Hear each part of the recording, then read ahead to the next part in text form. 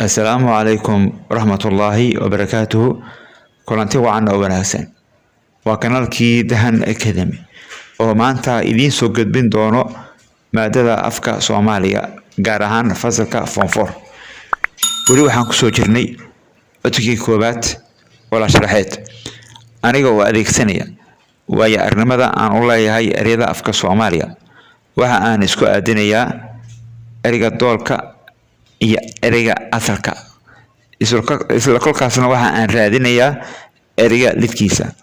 ereyga koobaad duhur asalkiisu waa werwer ereyga lidkiisu wuxuu noqon doonaa dheelmad ereyga labaad su'aal asalkiisu waa weydiin ereyga lidkiisuna waa warcelin ereyga saddexaad shay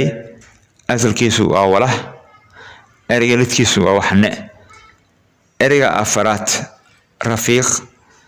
asalkiisu waa wehel ama saaxiib lidkiisuna waa cidlo ereyga shanaad tacliim asalkiisu